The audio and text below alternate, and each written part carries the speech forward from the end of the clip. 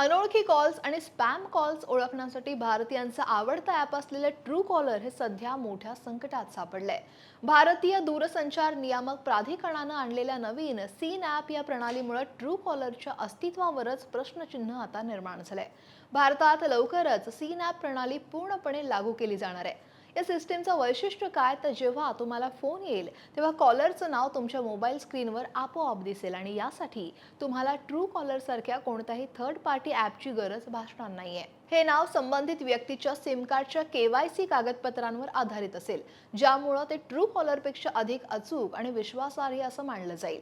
Scene app ही सुविधा थेट Airtel, Jio आणि वोडाफोन आयडिया यांसारख्या टेलिकॉम कंपन्यांच्या नेटवर्कवरून दिली जाणार आहे. ट्रू कॉलर वापरण्यासाठी युजर्सना त्यांच्या कॉन्टॅक्ट लिस्टचा ॲक्सेस द्यावा लागतो. सीन ॲपमध्ये अशा कोणत्याही ॲक्सेसची किंवा डेटा शेअरिंगची गरज नसल्यानं युजर्सचा कल या सरकारी सुविधेकडे वाढू शकतो असं म्हणतात. तर भारतात ट्रू कॉलरचे 25 कोटींपेक्षा जास्त युजर्स आहेत. मात्र जिओ आणि एअरटेलनं ही सेवा पूर्णपणे कार्यान्वित केल्यास मोठ्या प्रमाणात युजर्स हे ट्रू कॉलर अनइन्स्टॉल करण्याची शक्यताही तज्ज्ञ वर्तवतात. एकेकाळी स्मार्टफोनमधलं गरजेचं असलेलं हे ॲप इतिहासात जमा होऊ शकतो.